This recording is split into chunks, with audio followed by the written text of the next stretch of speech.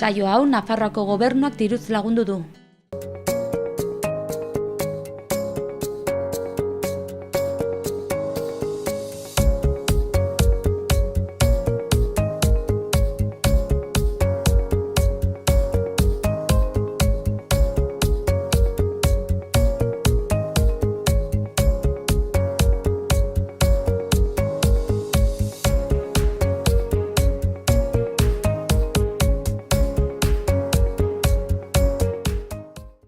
Arratsaldeon, zer moduz? Osteguna da eta ostegunarekin parlamentariak izango dira gure gaurko protagonistak. Ostegunero atal bat eskaintzen diegu, astero gaurkotasun gai baten inguruan 3 galdera egiten diegulako eta ostegunetan esan bezala haien erantzunak ikusten ditugu. Kasu honetan, gaurkoan pasaden astean izandako erkidegoari buruzko, Nafarroari buruzko eztabaida hartu dugu ardatz moduan. Gero ikusiko ditugu zeintzuk izan diren zehazki galderak eta garrantzitsuago eta interesgarriago zeintzuk izan diren haien erantzunak, baita ze taldeek hartu duten parte ere. Eta oraindik nahiko ez baldin badaukazue, gaurko elkarrizketan parlamentari bat izango dugu, Laura Pérez. Orain bai taldeak errege emeritua Juan Carlos lehendabizikoa ikertzeko batzorde bat eratzeko proposamena mahaigaineratu zuen. Azkenengo berriak ezezkoa jaso duela diote azkenengo berriek, baina orain baik ekimenean sinesten du, aurrera jarraitu nahi du, eta gero ezagutuko dugu gaia zehatz-mehatz Laura Pérezen eskutik. Az gaitezen.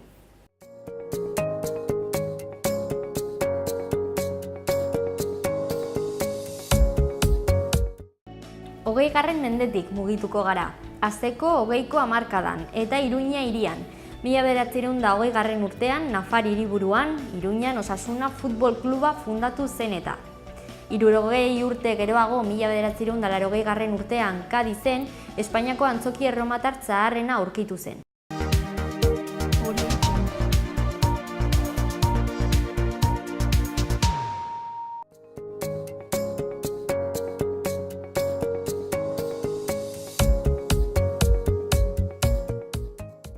Zer moduz, goazen urriaren 25ko titularrekin. 2019ko martxoan, Utreila, hau da kale nagusiko Doneiakue bideari buruzko interpretazio zentro irisgarria zabalduko da.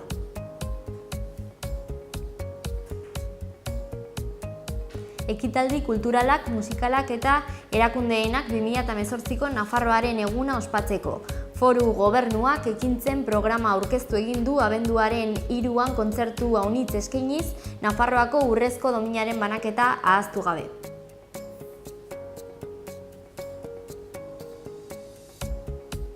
Iruñeak eta Jaiuguan herriak lankidetza hitzarmena sinatu zuten atzo nazioartekotzearen egunean. Akordioak Nafarroaren eta Txinaren arteko merkataritza harremanak sakonduko ditu.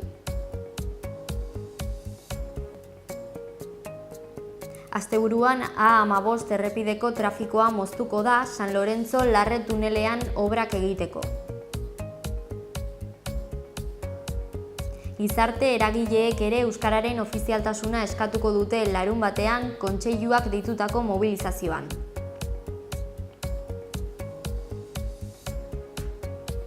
Osasun departamentuak Nafarroako igerilekuetako higiene, osasuna eta segurtasun baldintzak aldatu ditu erabiltzaileen babesa hobetu eta bermatze aldera.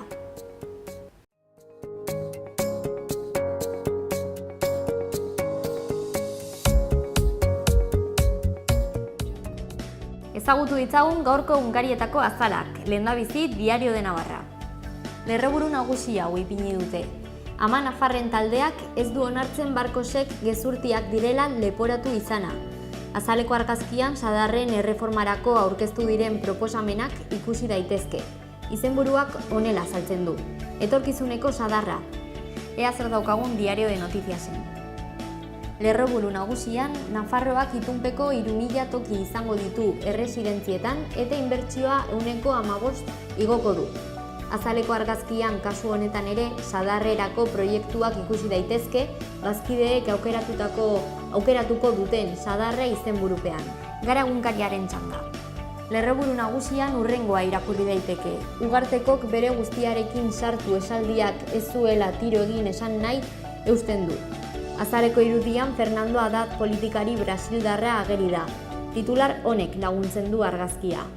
Haddadek aukerak estutzen ditu Bolsonaroren proiektu fasistari buruz ohartaraziz. Amaitzeko hedabide euskaldunak ikusiko ditugu eta lehendabizi Berria egunkarira joko dugu. Lerroburu nagusian, Ugartekok ofizial bati egotzi dio erantzukizun guztia. Azaleko argazki nagusiak horri egiten dio erreferentzia. Stop Bales de Goma taldeko Carles Guillot ikusi daiteke, gomazko pilota batengatik begia galdu zuena. Alboan, zutabetxo batetan, beste eduki batzuk ditugu, lehendabizikoan hurrengoa irakurri dezakegu. Espainia federal baten alde bildu dira Eusko Abertzale ekintzako 186 pertsona ezagun adierazpen batean. Horren azpian, langileok erraustegia gelditu badago alternatiba izenburua duen edukia daukagu, iritzi artikulu bat da.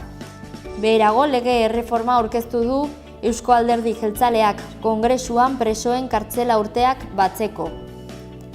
Azpian, eskolan zer leku eman sakelakoari deritzon edukia Euskal Herria atalean, eta kirolari dagokionez azpian puntu bakarra atera du atzeratutako partidatik.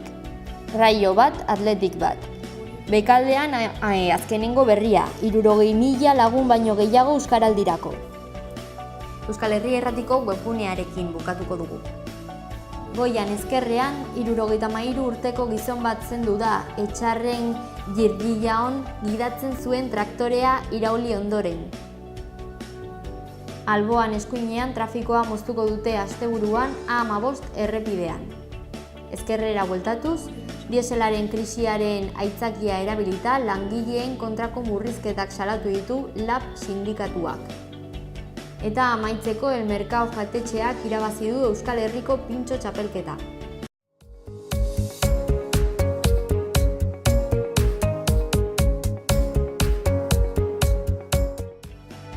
Ea zenolako agenda dugun.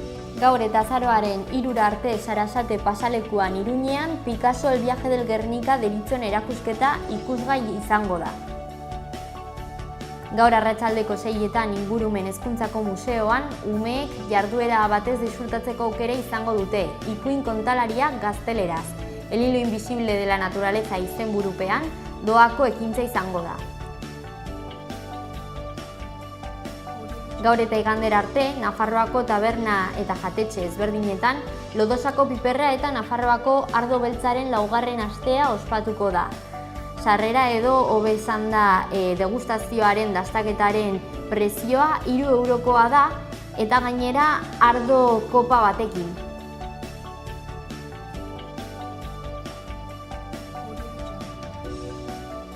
Bihar goizeko 8:30 aurrera CD Amaian udazkeneko karpa unibertsitarioa ospatuko da. Sarrerak 15 euro balio du aldez aurretik eta lehiatilan 20.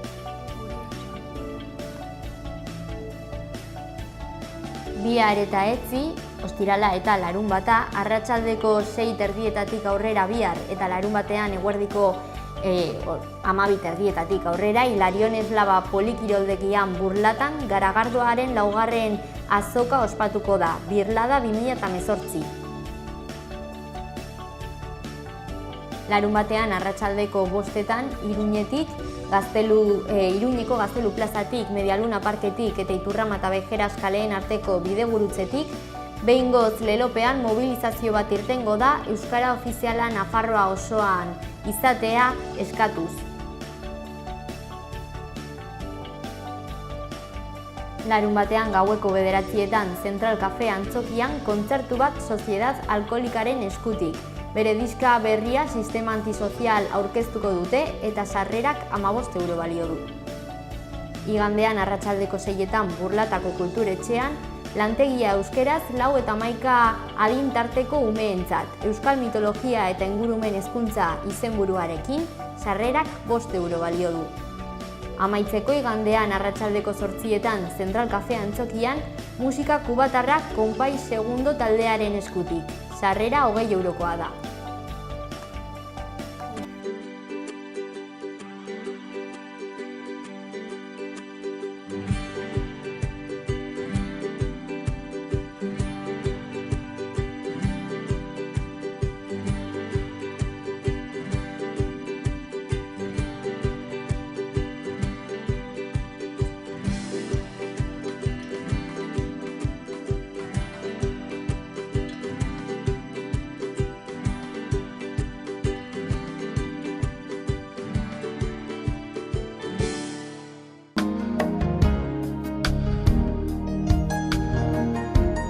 Eguzkitsu egongo da egunaren amaieran goi-lainoak ugaritu egingo dira. Haizea aldakor ibiliko da, arratsaldean iparraldetik finkatu eta indartu egingo da.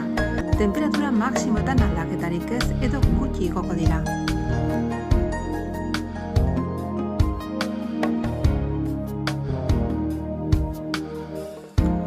Ostiral goizean zeroan lainotxo egongo da, erdi mailako lainoekin eta goi-lainoekin. Haizea aldakor ibiliko da eta giro epela izango da. Arratsaldean haizea iparraldetik finkatuko da eta zeroa oso lainotsu edo estalita geratuko da. Egunaren amaieran temperatura behera egingo du eta euri pixka bat egin dezake.